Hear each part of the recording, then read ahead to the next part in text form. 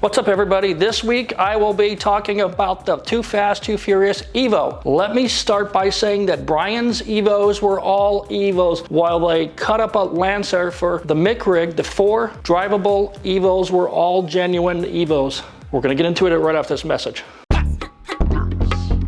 Hey guys, I have a new sponsor. It's Fanhome. So about a year ago, I was contacted by a company that was creating a replica of my movie Skyline, the GTR. They asked me if I had any pictures, and I said, oh yes, I do.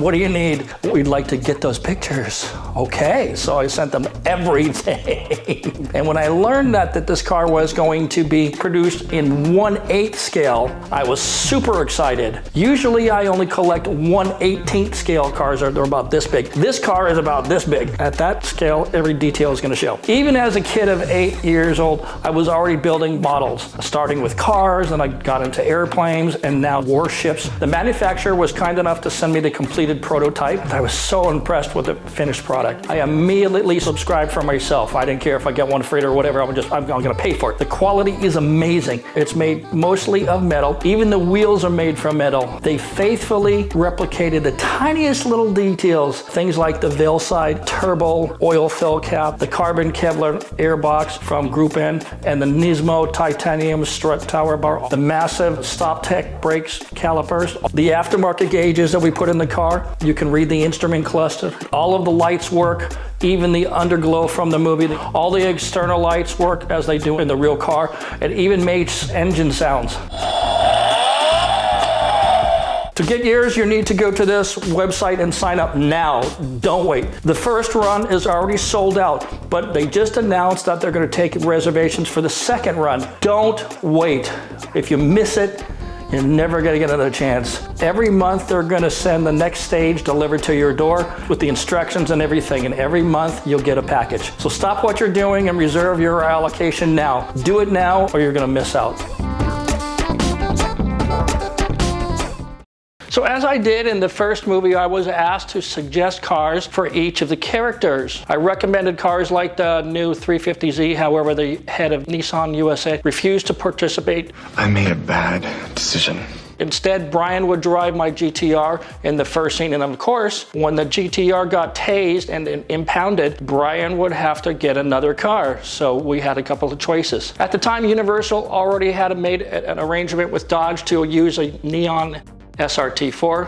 In that meeting, I made the case that the Neon SRT4 had not been released yet, so the car had no reputation other than the base Dodge Neon, which at the time were cheap rental cars, so they axed that. So Eddie Paul suggested Opel Speedsters for Brian's second car. In fact, Eddie already had the 4 Speedsters at the shop.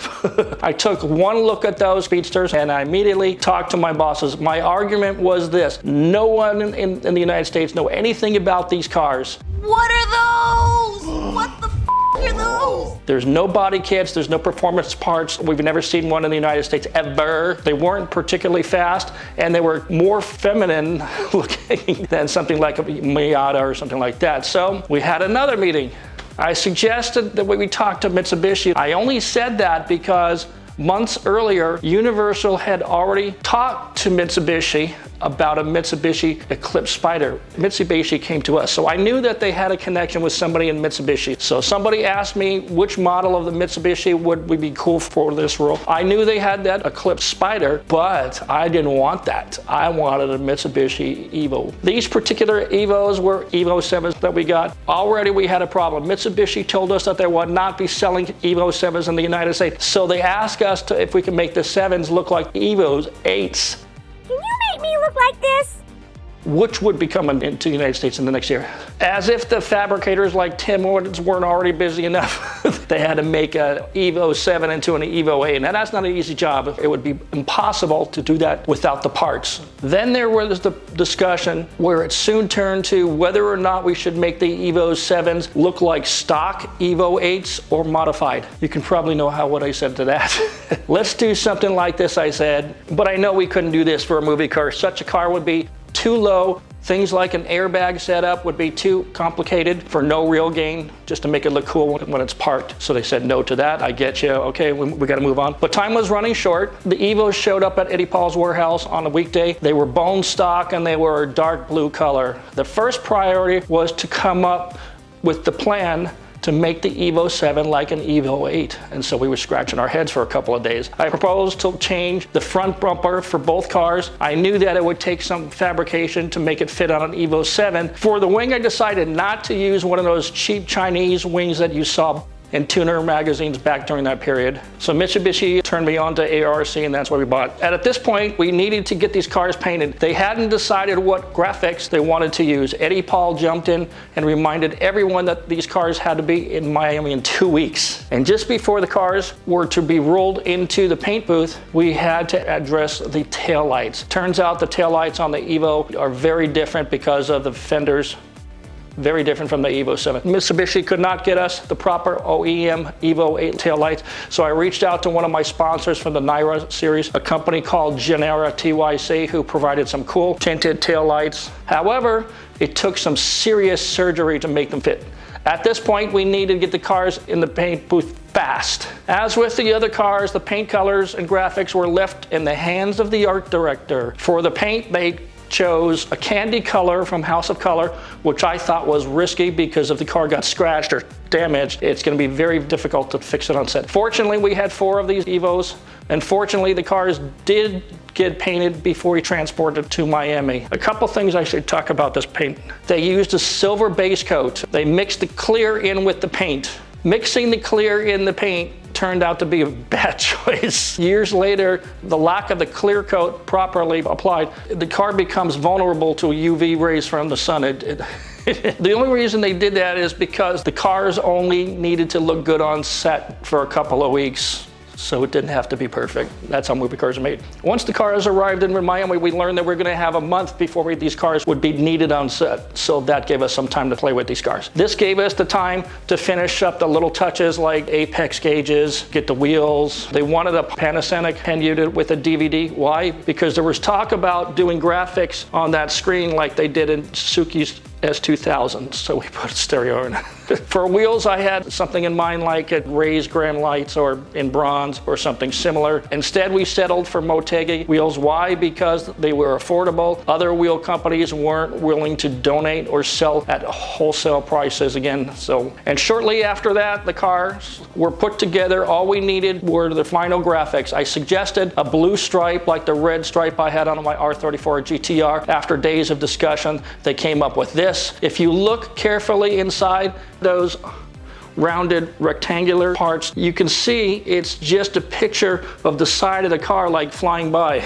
So the art director told me it's supposed to look like the car is going faster than it was. I said, yeah, I guess it kind of does. And then I go home for the weekend and I come back on Monday and 2 of the cars are on the lift. Uh-oh. Excuse me, my car broke down. What happened? I'll tell you what happened. Turns out some of the actors needed to learn how to use a manual transmission. Unfortunately, they fried 2 clutches. I was frantic. I ain't done that shit since driving school. I'm supposed to be driving in the damn movie. Where we're gonna get a clutch for an Evo 8. So I made a call to HKS. Thankfully, they had clutches that you can use, and they sent it out to us. The reason I was frantic is I was not sure if an Evo 8 clutch would fit in our Evo 7. Made a call to HKS and they said yes, and they sent out 2 overnight. Turns out sometimes you really have to ship them overnight from Japan. They put them back together, and then they told the actors they can't drive these cars again, or the stuntmen for that matter. Thanks to the true heroes of the Too Fast, Too Furious picture car team, we had no problems with these cars after that incident. All 4 Evos survived the production. After filming, the cars went back to Los Angeles and ended up in Ten Mosier's warehouse, where they sat for several years. After Tokyo Drift flopped at the box office, the American audiences seemed to have had enough of Japanese cars and drifting. So the people who own movie cars from the early movies starting to sell their movie cars. Then in 2008, we went through a recession fueled by the collapse of the mortgages, and some more of these movie cars changed hands. Again, all four did survive to this day. One of them wound up in Scandinavia and more recently wound up in France. Another one was a private owner on the East Coast. This car is undergoing restoration. And the fourth Evo is in a collector car shop in Pennsylvania. I'm very happy that Universal agreed that the Evo was a good choice for Brian's second car. I hope you agree. Thanks for watching, everybody. Please like and subscribe. It helps by giving me more views and more sponsors to continuing bringing you videos like these. Thanks so much. We'll see you next week. Thanks. Bye.